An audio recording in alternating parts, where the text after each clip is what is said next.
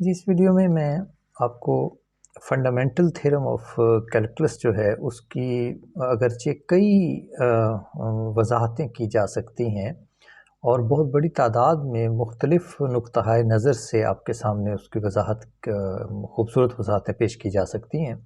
मैं उनमें से जो समझता हूँ कि शायद सबसे आसान है वो आपके सामने लाना चाहता हूँ यहाँ पर।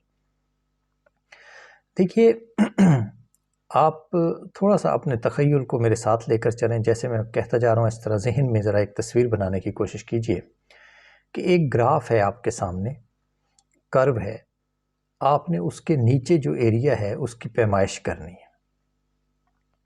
अच्छा, अब आपके पास एक असल में बहुत ही छोटी चौड़ाई की ना एक रेक्टेंगल है और इस रेक्टेंगल की खासियत ये है कि एक तो ये बहुत छोटी चौड़ाई है इसकी, और दूसरा ये है कि इसकी जो लंबाई है वो ज़रूरत के मुताबिक छोटी बड़ी हो सकती है।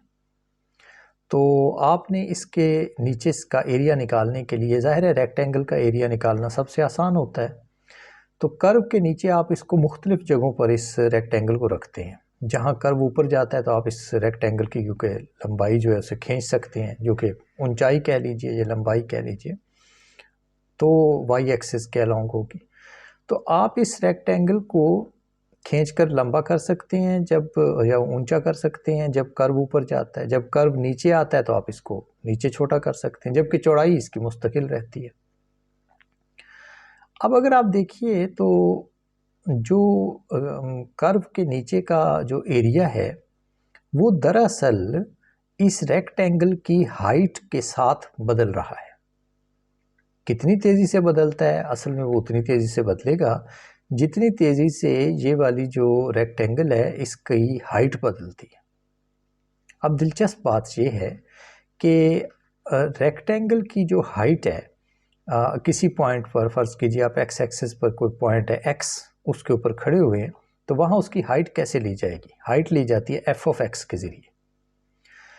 तो मुख्तसर और बड़े वाज़ेह लफ्ज़ों में अगर ये बात आपके जहन में जम गई है, जो तस्वीर मैंने खींचने की कोशिश की है लफ्ज़ी तस्वीर, तो फंडामेंटल थ्योरम ऑफ कैलकुलस ये कहता है कि कर्व के नीचे 0 पॉइंट से लेकर यानी स्टार्ट से लेकर और पॉइंट एक्स तक का जितना एरिया है, वो क्योंकि बहुत सारी रेक्टेंगल्स होंगी जो कि ऊपर नीचे हो सकती हैं, जिनकी हाइट बदल सकती है, तो दरअसल वो जो एरिया है उसमें तब्दीली की, कर्व के नीचे के एरिया की जो तब्दीली की शरह है वो बराबर होगी पॉइंट एक्स के ऊपर उसकी हाइट के।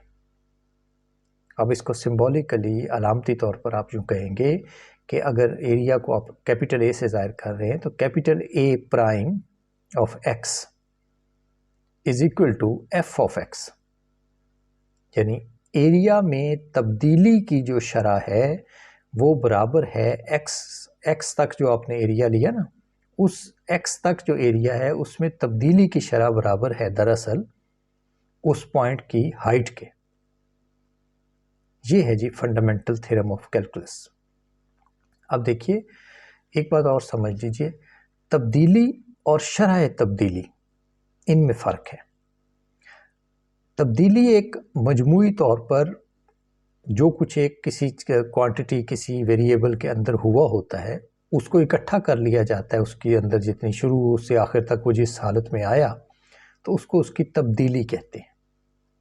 लेकिन अगर आप ये सवाल पूछते हैं कि ये जो तब्दीली हुई तो वक्त के दरमियान वाले वक्फों में क्या हुआ, एक ख़ास वक्त पर क्या हुआ, उससे आगे क्या हुआ, उससे आगे कितनी तब्दीली हुई, तो जब आप कितनी तब्दीली पूछने लग जाते हैं मुख्तलिफ पॉइंट्स पर, दरअसल आप तब्दीली से ज़्यादा जो चीज़ पूछ रहे हैं वो शरह तब्दीली पूछ रहे हैं, रेट ऑफ चेंज, जिसको कि डेरिवेटिव कहा जाता है।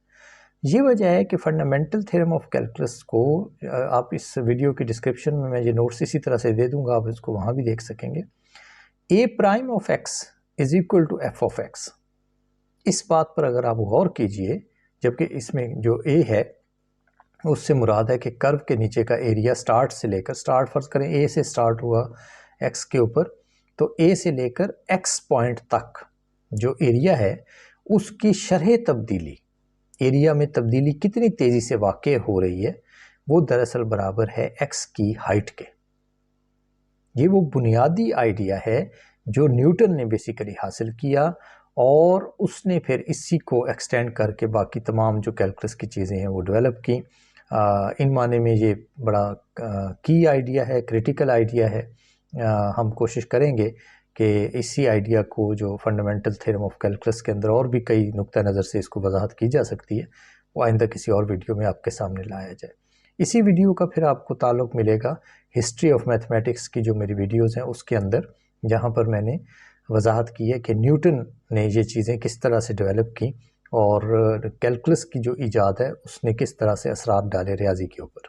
तो ये उसी से कनेक्टेड एक वीडियो होगी। आज के लिए इतना ही, मज़ीद इन पर किसी और वक्त पे बात करेंगे। शुक्रिया।